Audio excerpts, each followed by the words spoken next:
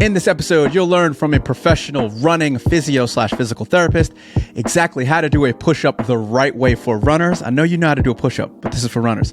Why you should do it, what muscles actually work, how to make it harder, progress it, how to avoid doing it wrong, a few secret hacks, tips, and tricks, and a bunch more. Let's get into it. Number 4, push-ups. What is a push-up? I know everyone knows what a push-up is, but you know what? Let's just define it anyway. Push-ups, when you're in a plank position, a high plank, you lower your body down to the ground through flexing your elbows, holding there and then pressing back up. It's an excellent core exercise, so people tend to forget about the core, throughout the push-up. They see it as traditional chest exercise. And when we do a push-up for runners, I prefer to have the elbows facing backwards towards your feet as opposed to out to the side. It's going to help elicit more tricep action, which is more important for runners because it sort of replicates the arm swing that we go through. All right, why is it important? Why should runners do it? Well, runners need to work on upper body strength. It helps with posture. It helps with your arm swing. It even can help with breathing mechanics.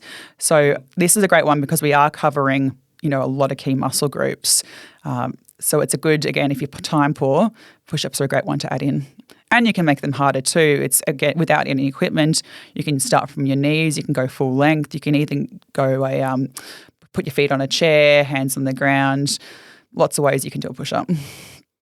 Yeah, push-ups are definitely my favorite. I always gravitate to those things I'm good at, which is kind of bad. I'm really good at push-ups. Let me do more of them. And I probably should be doing other things. I should be doing renegade rows, which we'll get to another time. I like them too. Yeah, I know you said if we have weights, and we'll do weighted ones. Well, if Sam wants to come back on, we can do a whole lot of stuff. All right, how do you do the push-up? I know a lot of people, but this is how do you do it the right way? Yeah, so you put your hands underneath your shoulders. You're starting in a high plank position.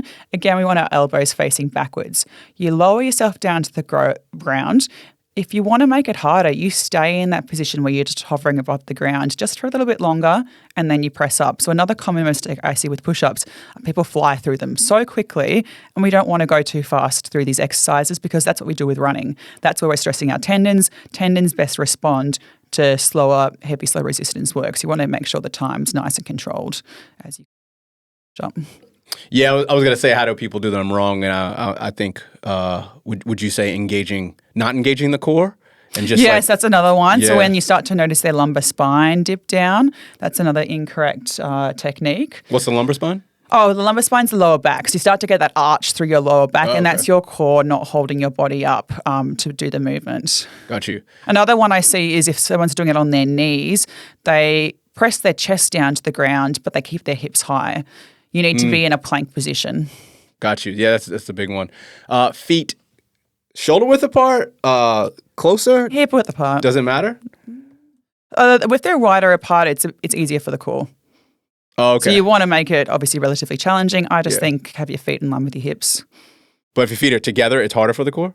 It makes it, harder for the core. Okay. Does it ruin the exercise? I'm just thinking it makes it harder for the core, but it makes it less stable for the chest. So it depends what you want to do. Do you want it to be a stability exercise or do you want to get the max amount of load through your chest? If you make it too unstable, it's actually harder to train the muscle. Yeah. But you can make it unstable to make it a different exercise. Okay.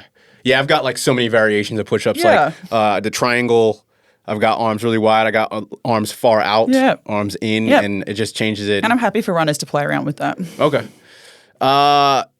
And 3 by 12 to start? With push-ups, it depends.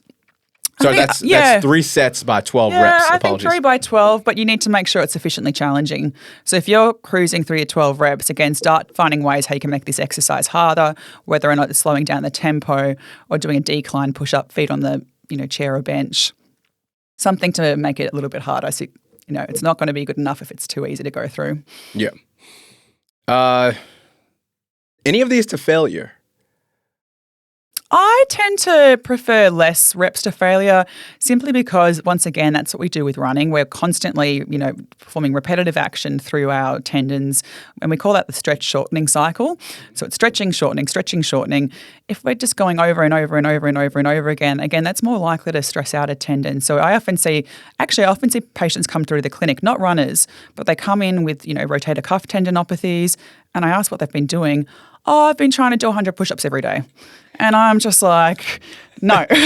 You can do push-ups. We just have to break this down. We need to make it slow and we need to make it heavy. That's what's going to keep your tendon happy. But if you're doing lots of repetition, you're just performing what you already are with running, and we don't want that. If you want to learn more about this topic, we went into further detail. You should go and check that out right here.